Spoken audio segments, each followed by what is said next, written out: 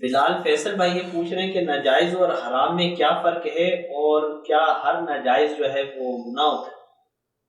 ہر ناجائز تو گناہ ہی ہوتا ہے اور حرام بھی گناہ ہی ہوتا ہے۔ جو گناہ نہیں ہے اس کو ناجائز نہیں کہہ سکتے جب ہم شرعی اصطلاح بول رہے ہوں۔ بعض اوقات قانونی اصطلاحات میں بھی جائز ناجائز کا لفظ بول دیا جاتا ہے، خاص طور پہ اگر انگلش میں ٹرانسلیشن کر رہے ہو یا انگلش میں اگر بول رہے ہو تو وہاں پر تو وہی کہ لافل ان لافل تو الفاظ یہ بولتے ہیں،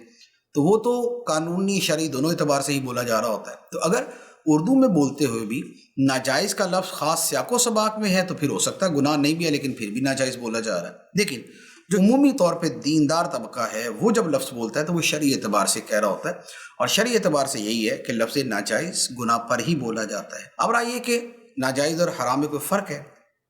تو حرام جو ہے یہ اصل اصطلاح ہے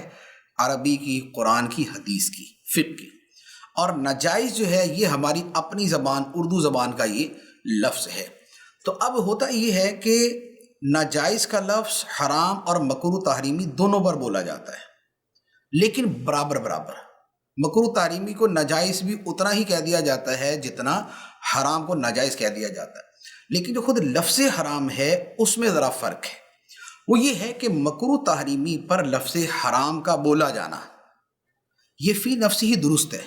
اور کتابوں میں موجود ہے، یہ فقہ کی کتابوں میں اور دیگر جو گناہوں کے متعلق کتابیں اس میں یہ لفظ موجود ہوتا ہے کہ وہ گناہ کبیرہ نہیں ہے پھر بھی حرام کہہ دیا، یا وہ مکروہ تحریمی ہے پھر بھی اسے حرام کہہ دیا، تو یہ کتابوں میں موجود ہے۔ لیکن حرام کے اعتبار سے بہرحال ایک تعداد ہے کہ جو اس بات کا خیال کرتی ہے